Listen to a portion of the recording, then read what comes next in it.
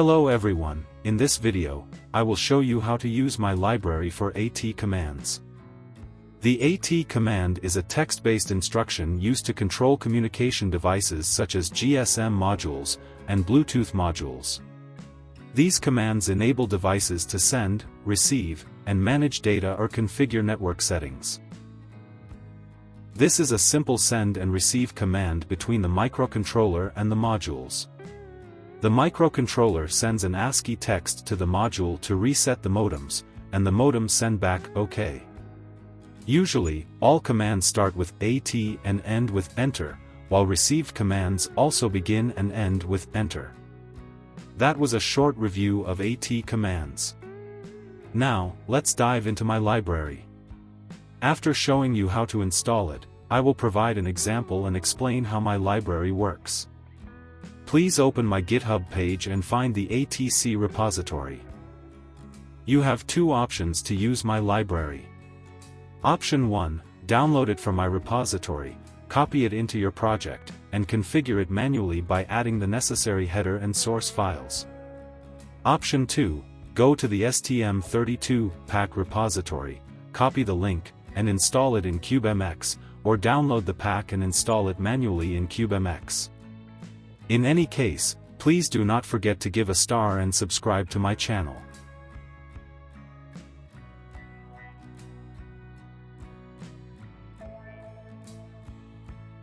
I am using version 4.1.1.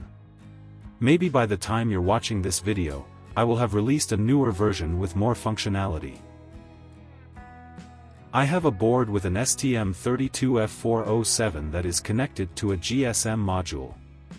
I have created a project and configured the usart pins, which are connected to the module. Please configure your usart like my configuration, enable interrupts, and enable RxTX DMA in normal mode. Also, make sure to configure the DMA direction correctly. Now, I need to enable the ATC pack. Set to enable and press OK. Now, it has been added to CubeMX, and I need to enable it in my project. Here, we have two options, enable debug printf, and if using an RTOS, select the correct version. Don't forget to increase the heap memory size in the project settings, as this library uses malloc for assigning buffers. These values depend on how much memory you want to allocate for storing data. The library needs 4 buffers, which you set in the initialization function. If you set the size to 512 bytes, you need at least 2048 bytes in the heap. Now, I have generated the project, and we can see that the library has been added to it. We can write our own code in the main file or anywhere you like. In the first step, include the ATC header. And declare a struct for ATC. I am using a GSM module, and it's better to rename it to GSM. After the initialization function of CubeMX, I call the ATC init function. The first parameter is our ATC struct. The second one is the usart handle. The third one is the buffer size for storing commands, and the fourth is only used when printing debugging messages. Now, we can use the send-receive function to test the library.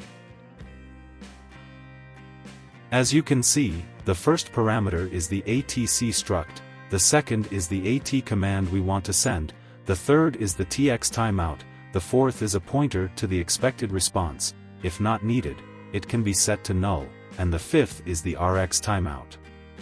The last parameter is optional. If you need to check the return values, you can specify how many responses you expect to receive and then process them. In this case, I expect to receive OK or error as possible responses. The return value of this function indicates which data we received as an answer. 0 means no response or a timeout, 1 means OK, and 2 means error. Any negative value indicates that the command could not be sent. Now, we need to add the Rx idle interrupt to store the received data. If you don't know the name of that function, you can search for it in the HAL library. Here it is. I copied it and pasted it into my code.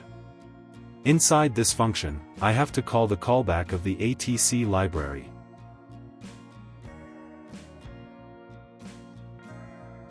I have added a condition to check the usart number before calling the callback function.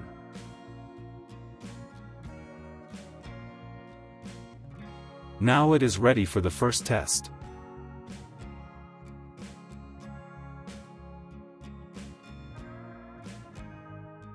As you can see, the return value is 1, which means the first string detected is OK.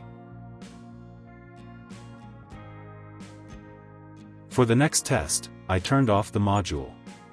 Now we cannot get any response from it.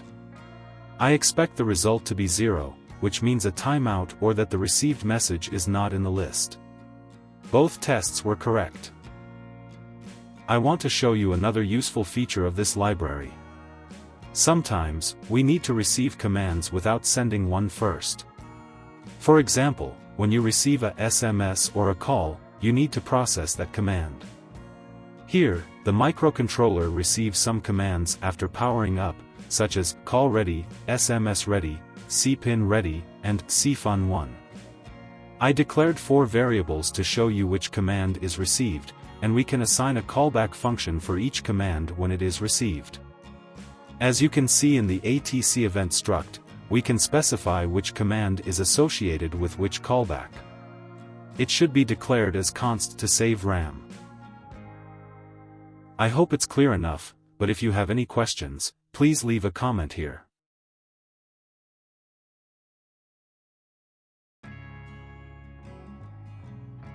After the ATC init function, you should use the ATC setEvent function.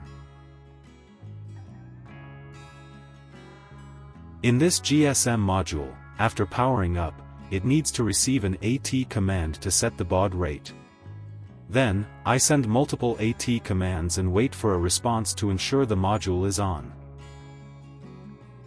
In the main loop, I have to call ATC_loop to check for received commands and call the callback if needed. Now, let's check the program.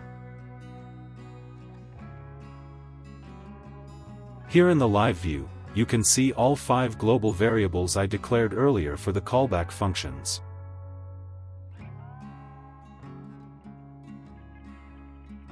The module is off, and my code is stuck in the send-receive loop, waiting to receive 1 after powering up the module.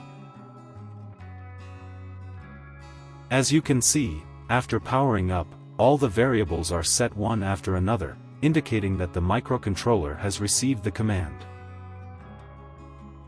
I hope this library and video were helpful to you. If you have any questions, please do not hesitate to ask them here, and let's work together to improve my library and make it the best it can be.